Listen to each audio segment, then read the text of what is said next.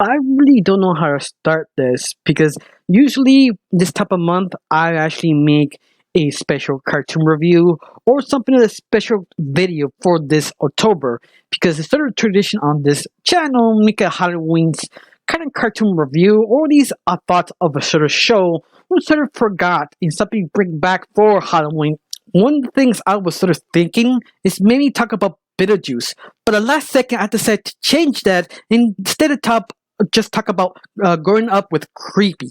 Creepy is one of those shows was lasted one season, a total of 26 episodes, and that's sort of forgotten about. That's why I thought at first when I actually tried to dive in to see any information I could come up with. And in fact, I realized this show has a ton of fan art. I mean, this basically is a cult classic cartoon because it's something that you realize the show you think is dead. It never was because of the fans. The fans usually have a lot of art style with Kryptonite, different designs, different characters looking like her, even costume of her that I was sort of surprised how big an impact this cartoon really was. Especially the show that really didn't broke the cartoon community. They don't really talked about that much. In fact, there really was just one review of Growing Up with Creepy. And that's it's sort of surprising when you started watch the series because the series was something very unique. How to describe the series if Tim Burton wanted to create an Adam Family movie, but they say no to him. But being Jedi, he decided to create something completely similar, but completely different. So he decided to create Creeper Edda. But instead of something like Adam Family, he kind of accidentally created basically Black Butler.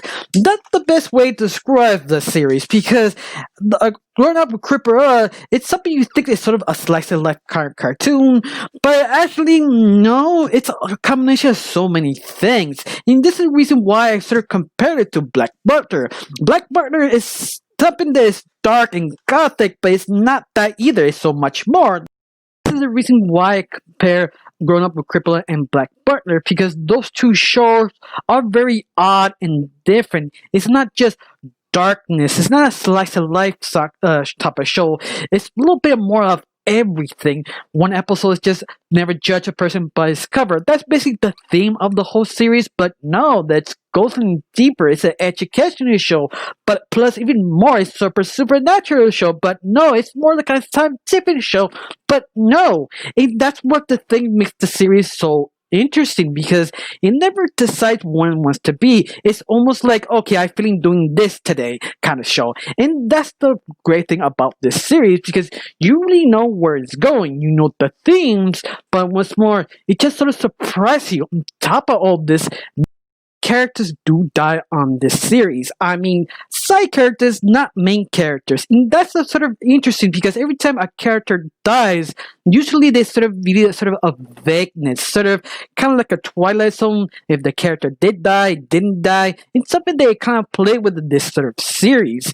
And like a little bit more, it's sort of kind of compared a Creeper to everybody else, sort of kind of normal slice of life people with Creeper next to them, always seeing hitting themselves back and forth. Someone who could pick something like normal, like one of the characters called Chris Ellis, one of the best friends of Creeper Up. Chris Ellis is basically the generic American girl who has to be perfect, had to be the prom queen, had to be this sort of nice person, what basically an American idea of a girl is.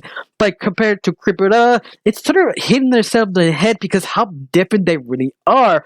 But the show does something very interesting. That shows that do not believe what you see every single time because sometimes they have layers.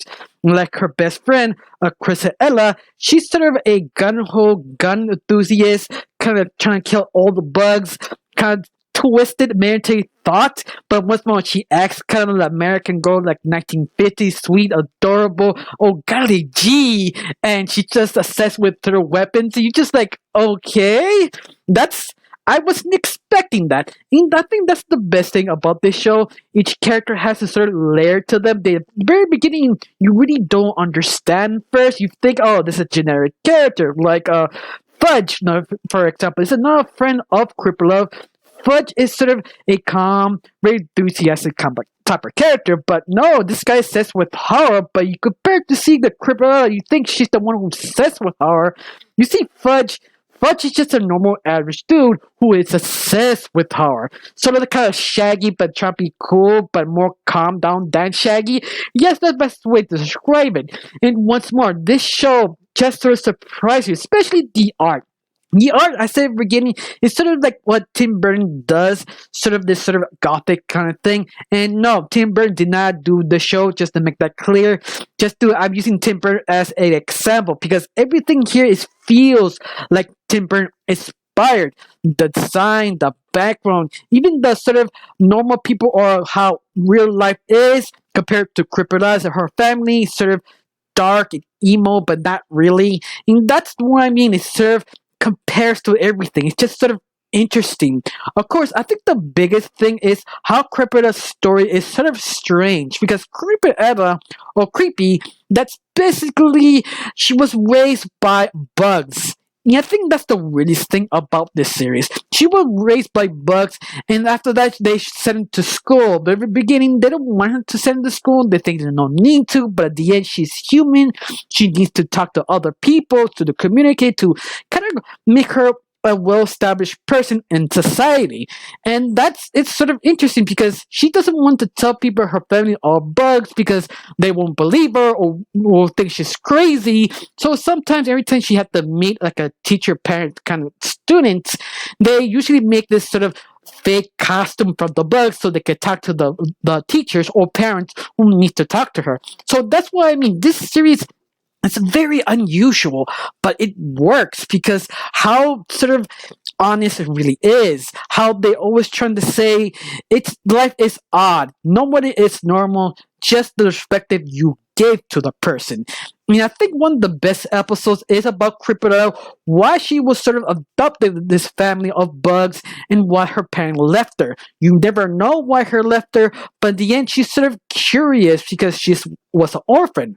And that, I think, was the best episode because they should have used sort of gothic reality to her basically point of view, how all the creepy things is disturbing, but not to her. This is normal. It's not bad. It's not odd. It's basically normal as to her, and that's who you are.